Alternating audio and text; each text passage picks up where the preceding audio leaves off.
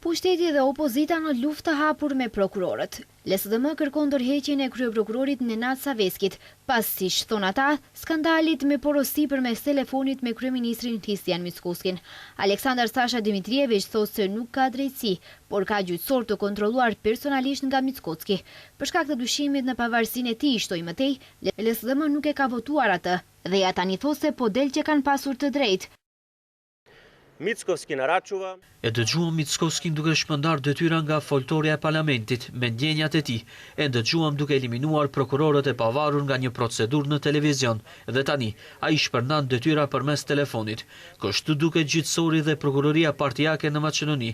Kështu duken reformat e Mickoskit dhe grupit të krimit organizuar VMRO.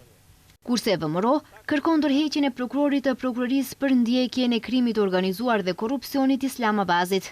Скандалозното затворање на обвинителите. Deri kur Islam Abazi, grupi i Ahmetit, Filipçes dhe Zaevit planifikon të jetë ekzekutor i drejtësisë dhe të jap kontributin e tij për këtë treshe kriminale. Derisa drejtësia në Maqedoni udhhiqet nga figura si Islam Abazi, do të dominojë në vendime të tilla kontroverse në favor të LSD-s dhe BDI-s. Islam Abazi duhet të jap dorëheqje dhe ta lë menjëherë prokurorinë në duart të profesionistëve. Revoltimet e këtyre dy partive ka një temë të përbashkët, ndërprerja e hetimeve nga prokuroria për ndjekjen e krimit organizuar dhe korrupsionit, shefi të cilës është prokurori Islam Abazi, për mazutin, ku të dyshuari ishin pronari Puskopetrollit Asmir Jahoski, djali të Ismail Jahoskit, deputeti të BDI-s dhe kundërisht drejtorit të arratisur të MV-s Vasko Kovacevskit.